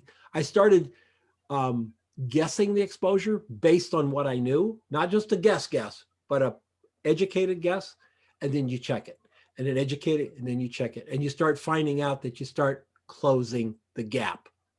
It's just a physical thing. You start to see it, and you start to really feel it. So, All right, thanks. you bet. Hope everybody else got something out of that. All right, everyone. Does anyone here use a meter, or does anyone here not? Let me do it that way. Does anyone here not use a light meter for any of the work they do? Mostly no. No, If it's a serious shot, yes, I use it. I If use a you're- meter a lot.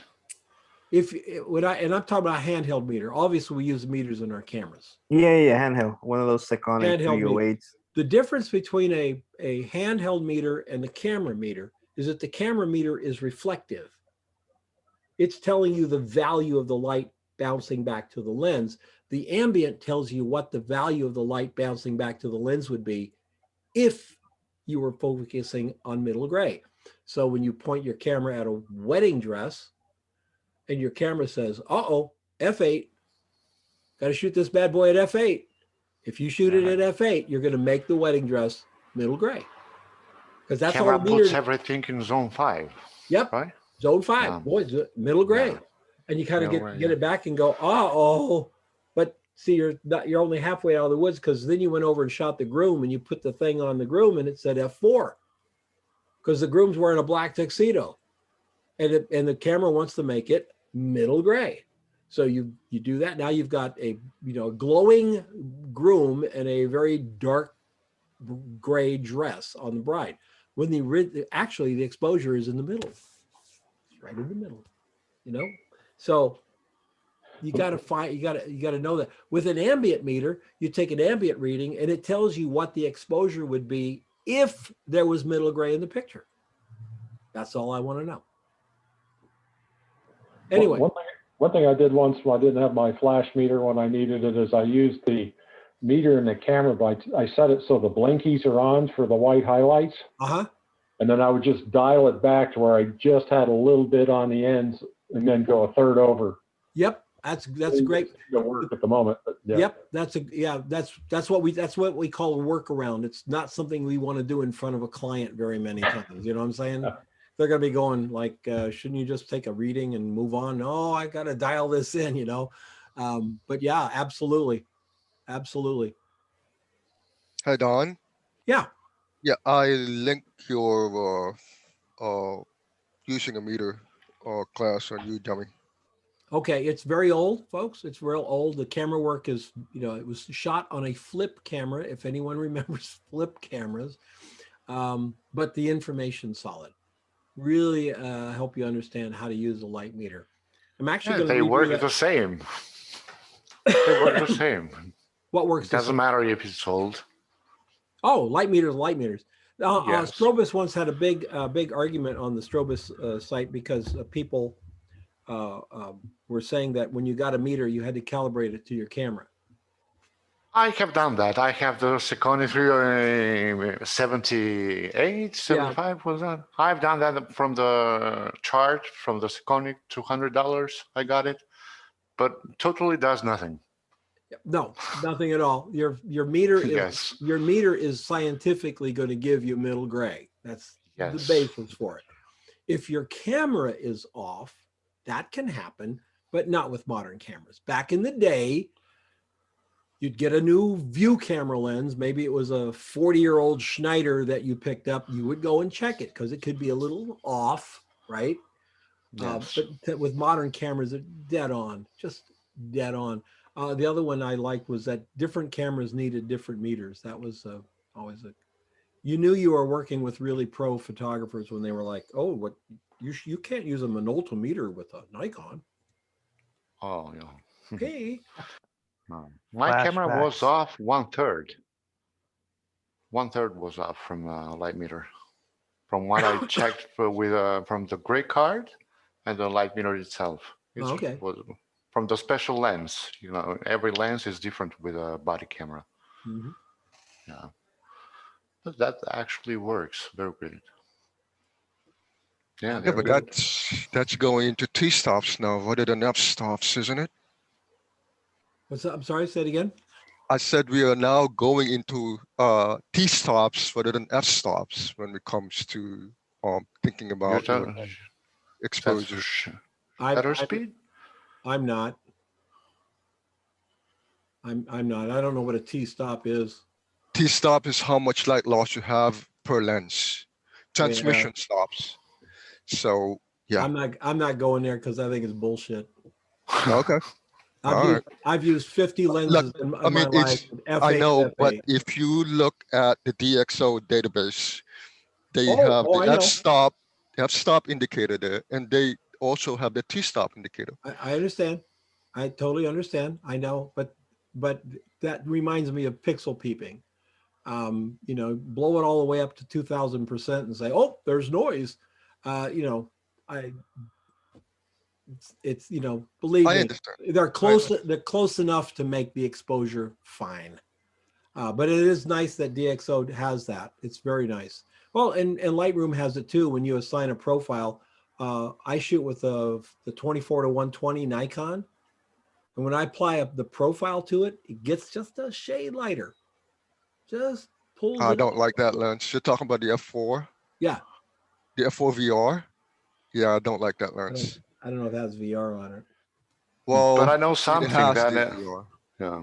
I know something, if you're gonna learn photography, what we did at school, we did a lot of zone system. If you learn zone system well, the light Well- meter can help you a lot. I Yeah, use them but- a lot, all the time. Absolutely, but there's no zone system anymore. No, then, You mean you're talking about the tonal zones? yeah, the tonal Yeah, zones. the tonal, yeah, That's the the zone, same, yeah. the zone system is chemistry. And we don't do that anymore. We don't. But if you understand the zone system, you can go If you very easily understand from the that. zones, understand the Yes. zones, understand your luminance zones. Absolutely. That's right, yes. Understand your luminance zones. Go out with your reflected light meter in your camera. Yeah. Whatever it is you like to take. If you're a portrait photographer, take a person with you and put them in front of a dark wall. And then meter the wall, meter their pants, meter their each time taking a picture. Okay, the meter says this, boom, shoot the dark wall, shoot the dark pants, shoot the purple shirt, shoot the white lettering on the wall, shoot all of them. Which one worked? You're going to start to learn, oh, those Levi's work pretty well. The bright colored Levi's look pretty well. A gray shirt puts me in the ballpark pretty well, right? You start to learn when you look outside a clear blue sky, that's zone 5. You know, if you can't get a reading, put your camera up to the sky and hold that. You got it. Or the grass, zone 5. Or green grass. Yep, absolutely. You start to learn these values, and then you go to the next level where you start to learn to place the values. Exactly. And then That's what I wanted to say, yes. Yep. In the zone system, the real system, we would use chemistry. We'd say, okay, we're going to place that rock. Even though that rock is a zone 4, I want it to be a zone 5. So I'm going to shoot that rock, and I'm going to process the zone 4 rock longer to move it to zone 5. Now, this does something to everything else. So I may have to shorten my exposure because I don't want my highlights to build up. But all that stuff is that's right. gone now. Now it's just a capture. But if you start to understand it and know where you want to get the light, figure the example I use is somebody leaning against the window. You got bright light, you got medium light, you got dark light. You can put the meter on the dark light, meter that, and bring this up to middle. This goes higher than middle. This goes almost to burnout, right? Or you can put the meter over here, do that, shoot at that exposure, and now that's medium light. This is dark, and that's really dark. So you can place it, and there's no right answer. There's just your answer. How did you want that picture to look? The meter Can I ask you something, Don? Yeah. What I do either in studio or outside for portraits, I shoot portraits with fashion and beauty shots. I place every shadow of their faces in zone 4, and picture comes out great. Is that the right way to do it? I'm not looking for the skin to put it then on zone 6. No, for instance, yeah. Yeah. It depends on the type of photography that you're doing. If it's working for you, then I would say absolutely. It is, but yes. For me, I'm more of a Peter Lindbergh shooter. I just want it to look good. Sometimes I want dark shadows, sometimes I want bright shadows. I just want the shot that I see in my head at that moment. Conversely, another photographer, say, Scavullo. Do you know what Scavullo is, Giannis? Okay, Scavullo would be very much more like you.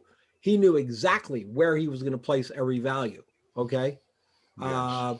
Peter was like, is it a bright day? We're going to get a different shot than it's a dark day. Let's stand in the windows, do all that. That's more me.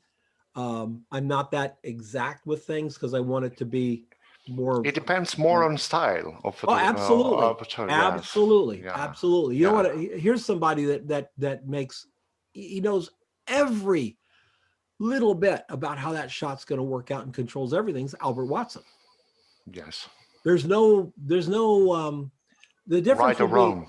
Yeah. Right. Well, there's no right or wrong, but there would be no comparison if Albert and Peter Lindbergh were shooting the same model. Peter would be going over here and he'd over here and he'd get her into the light, and there might be a white card, there might not be a white card, whatever. And then Albert would come over and he'd set up the cards, he'd meter everything, he'd get an assistant up here with the thing, and he'd make that shot. And then he'd tear it down, he'd move over and make that shot. Meanwhile, Peter's done 20 shots. Neither one of them are Yes. better than the other. They're both magnificent photographers, but it's just in the style. Yes, very, very good. Yeah. Yes. Thank you. Yeah, Don? but yeah, for me, your exposure should always be determined by your tone of placement and your lighting. Nothing else determines it for me. You know, because Your before you exposure, shoot, but well, I know what you're saying. That's what I'm saying. You decide what you want your exposure to look like. right? I mean, before I even shoot, I already know what kind of tones I want to get or how to get them, because I already know how much dark I want that specific area to be, or how much light I want that area to be, before I even shoot. And when I set up the lights, I'm like, okay, how much do I have to do to get that? Do I have to put a scrim? Do I have to put a black card? Do I have to do Yeah, it's just something else? it's just visualization. Some people call it pre-visualization, but that's like saying it's a big. You know, visualization is pre-visualization is same thing. But visualization, you have a shot in front of you, and you see it in your head before you start to put up your lights. That's right. Yes. I do. I see the finished shot before I take the picture.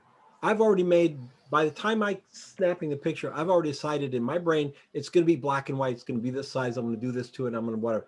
Right. That doesn't mean that there's no serendipity involved. That doesn't mean that when it comes up on Lightroom, I'm going to do it the way I wanted to do it. And then I might do something else with it. But I visualized all the way back before I grab it. I see pictures Before printed. even shooting, yes. I see pictures printed before I get out of the car with a camera. You know what I'm saying? I've already done everything. I get out of the car and then I work with it to try to find it. When you do that, you find all kinds of other things too. You're seeing this over here and that over there, and what happens if I do this and everything. But I just see that shot. Something has to spur me to see that shot. I posted up on one of the class. I'll put it on this one. There's a photographer that I really admire so much named Jay Mizell. Anybody here know Yeah. that name? Okay. Yeah, I saw the post. Jay Mizell, it's interesting. It's a talk between him and Stephen Wilkes. You're going to find that you're going to have a lot of people who will look at you right in the eye and say, you have to specialize. You must specialize. Well, Jay Mizell lived in a 6 or 7-story building in New York City, 65,000 square feet. That was his home and studio. He bought it, 1 West Bowery. It was famous. It used to be a bank. He made a lot of money as a photographer. Go look at his work and tell me what he specialized in. I'll tell you right now, he specialized in photography. He specialized in making photographs. Stephen Wilkes was his assistant and is now one of the biggest names in our business. What does Stephen Wilkes do? He makes photographs. The wind, trees, people, dogs, he makes photographs. And I hear this constant, you've got to specialize, you got to specialize. You should have maybe something that you're very, very good at and specialize that way, but you should be carrying your cameras with you all the time. Giannis is a fashion photographer. I don't know Giannis. I hope he doesn't just pick his cameras up when he's got a model in front of him. I hope he's as fascinated with that shadow of a leaf on a wall as he is with the next 5'10" model that he tests with. Yes. Because it's what we do. We make photographs. So here's 2 of the biggest, arguably Jay Mizell might be the biggest name in photography. And he didn't specialize in anything but photographs. Color. I mean, his things was like color and design and shape and shadow and light. Motion. I would call it an aesthetic.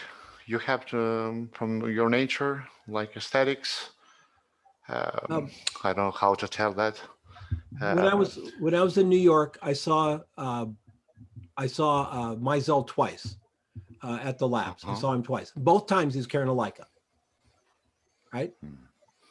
He doesn't leave the house without a camera. He said in this one interview, he says, I never have to go out and shoot because I'm always out to shoot. If he empties the Yes. garbage, he takes a camera with him. Because he's 80 years old, and like there's a lot of people who will tell you that your juice runs out about 60. He's 80 years old, he's still doing the same amazing crap he did when he was 30. That's a long life. Dan Winters is an incredible portrait photographer. I went over to San Diego to listen to him speak, just to watch a show. And he's walking up to the place where he's going to do the talk. And he's got a little camera, he's shooting. He stops everybody and he's out shooting because he's a photographer.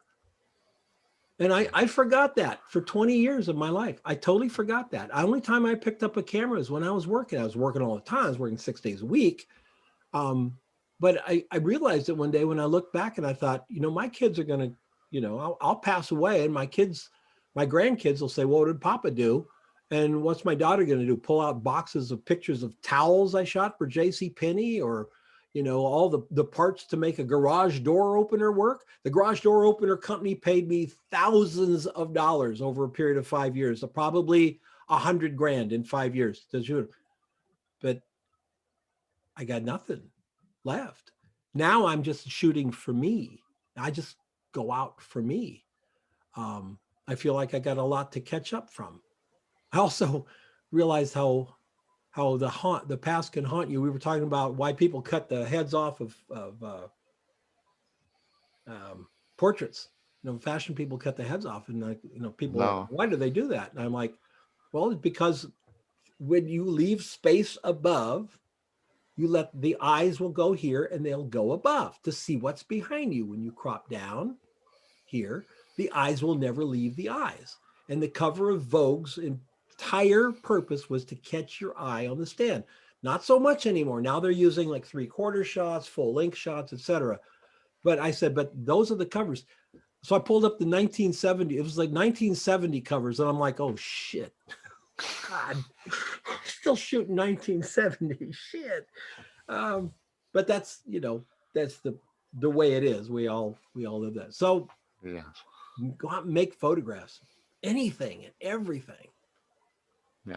I have a question, Don. When you're talking about, the bride and the groom, where the bride, you want to get the white, and the groom, you want to get the black. If they're standing together, what's a better way to go? Perfect exposure. Perfect exposure. Ambient meter reading. Yeah. So you got the bride.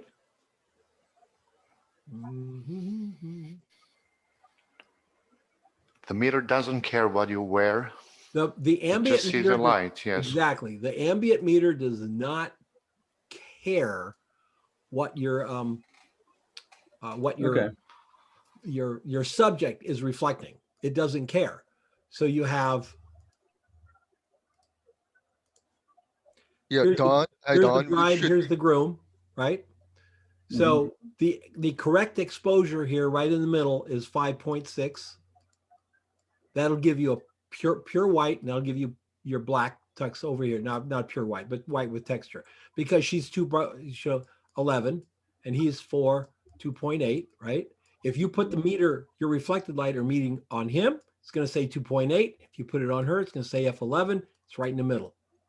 Find something white in the scene, close down 2 stops. Find something really dark in the scene, open up 2 stops. In your head, just open up 2 stops. I'm going to meter the shadow there under that porch because I can't get across the stream here to get my ambient meter, and I'm standing in shade, so it wouldn't work. Okay, take the reading. It's going to give you black. Or I'm sorry, it's going to give you a very bright gray, and you just close down 2 stops. 2 either way. That's rule of thumb. Whatever you're off here, Lightroom will fix. Don, can I make a comment here? Yeah. Yeah, I just want to say that, the better term that we should use, incident light meter. And also, if you look at, you should see your in-camera meter as a series of spot meters.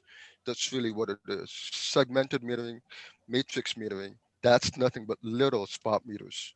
Right. That's it. Yeah. I never trusted a light meter in my camera until I got the F3 Nikon. And I had read a story about a photographer who was sitting up on a mountain in the Himalayas, and it was dark and he had starlight. And he thought, well, he had his F3. He says, I wonder how good this auto meter is in the F3. So he takes his bean bag, always carry a bean bag, right? Takes the bean bag, puts the camera on it, puts it on auto, aims it at the little village he sees down there. The name of the photographer is Galen Rowell. And he clicks the button. And he sits there for a while. And about 48 minutes later, camera goes, shuts down. He's like, okay, well, that was interesting, right? At F16. Well, that was interesting. Gets back. Freaking nailed it. Nailed it. Absolutely perfect exposure of that camp with the star trails and the whole bit up there. Nailed it. So I started trusting my F3 much more after that. And I got, before the F3, I never even bothered. I didn't care if my camera had a meter in it or not. Never used it. I used my ambient meter. I call it ambient because in photography it's ambient, in video it's incident. In the film world it's incident meter. In stills it's ambient. So worked for me. I just started shooting like that. And these days when you see people on Facebook going, oh, you can tell they're an amateur. They use auto on their camera. All I can say is I bet that kid, that loser making auto makes a whole lot better shots than you do, wise ass. Because you can't hardly fool these new cameras. Backlight, side light, their computational quality is incredible. And I've seen bad photograph after bad photograph from some guy who goes, I only do manual. Or the other thing is they go, I'm a manual shooter. That means something. Really? You could teach a monkey to shoot manual. It's not that big a deal. It's not that hard. Yes, that doesn't mean anything. Yeah, it's If you like, shoot, yeah. I'm right over here on this screen. It just opened up. I have encapsulated on my YouTube channel here what I think is wrong with photography. Four videos across. The second video is why film photography is popular again. Okay. So we're talking about film. Number 2 is the TT Artisan 15mm 1.2 with examples. Are Next those line. videos on a YouTube channel? On Yeah. your YouTube channel? Yep. Oh, The next line down, 100 to 400 telephoto in Death Valley. Next one, what's in my bag? Oh, that one's nice. 5 steps to a moody landscape. That's nice. The last one here is sunrise photo with the Mamiya C330 film. Okay, and they're pictures of sunrise with an old Mamiya camera. The question is, are they good pictures of the sunrise? Answer, no. Here's a big clue to most photographers that are doing this stuff. If you want to shoot it on film, that's great. But shooting it on film isn't enough. The fact that you shot it on, who cares? What's the picture look like? Is it engaging? Does it bring out something? Is it something worth looking at? And it continues on down, folks. Which lens, this lens, that film. Here's a review of a software. Here's there's a backlash on a camera bag. Here's a handle for a camera. For me, photography or photographs. If David Hayden and Giannis and Judith all showed me 3 photographs and they were really cool, the last thing out of my mouth is, so what was your setting, Giannis? Which lens did you use? I don't care. I just want to see the picture. Now, when we're doing this kind of stuff, we ask because it's a learning thing. When everybody sees, you start to see as a camera sees. You look at the world and you can see what a 28 does. You can see what a 35 does. You can see what a 50 does. You start to see these shots in your head. So you don't go, I wonder what lens I need. You know, because you're looking at it. You're seeing like the camera. That comes only with experience. And Yeah, I my can feel that. ebook, which is $97, which I'll sell you. It only But comes it's with on- experience. It's on sale. Your It's on ebook is sale for $96. That's what I got. It's What's the 90% title? off today. Yeah. I had experience with the auto versus manual thing. I was out shooting with my wife, and she doesn't shoot much, but when I'm out shooting, it's like sometimes I just want some company. If I give her a camera, she'll shoot some pictures. Sure. And I just throw it on full auto for her, and I'm sitting there doing my super photographer thing and dialing in and tripods, and I look at her pictures and I'm like, well, shit. What I do all the work for? I've had the same experience with my daughter. I took her on a father-daughter. We went for 5 days up into the Grand Canyon, put her little Rebel on full auto, right? You know, I mean, there was a difference between my shots and hers, but every single shot of hers was sharp and exposed correctly. Yes. So I was like, yeah, I should take my own advice, but I can't shoot on auto. I can't. It's like a physical thing. I have to control everything, but I don't have any problem with someone who shoots on auto. Do your pictures connect with me? If it's a beautiful picture of a tree, I don't care if you took it on an iPhone or a Deardorff 8x10. If it's a beautiful picture of a tree, that's what matters. It's fantastic. Giannis, are you following my YouTube channel with the all the different? Yes, I do. Yes, I do. Were you familiar with Kurt Marcus before this last week? No. If you haven't seen it, go and check it out and go and check out his work. This is a guy Yes. who grew up on a Uh-huh. ranch, folks. He's a rancher, and he became one of the top fashion photographers in the world. He is still a rancher. He's retired from shooting fashion, but he shot pretty much every major ad agency in the world used him over a 25-year period. One of the Yeah. incredible photographers. I'll and check that for sure. Yes. I loved what he said. He said what he would love the most were the formats. He'd think, oh, he said, and give me a different camera, I'm going to take a different picture. If you give me a Hasselblad where I have to look down, I'm going to take a different picture than if you give me a 35 where I look through. I've been saying that my whole life. My whole life. The camera is part of the process.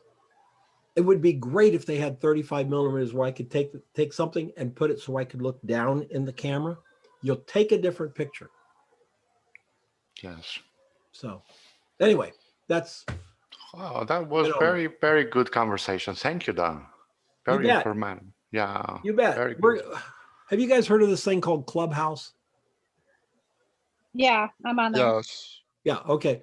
I remember 5 years ago, there were memes all over Facebook that said, send me a text or email me. Please don't talk to me on the phone. I don't want to be on the phone. Using a phone is so over. Now there's an app that everybody sits around on their phone for. Talk about, anyway, I've got it. I've got it. I'm setting it up. I don't know how far I'm going to go with it because the last thing in the world that I have time for is sitting around chatting on the phone.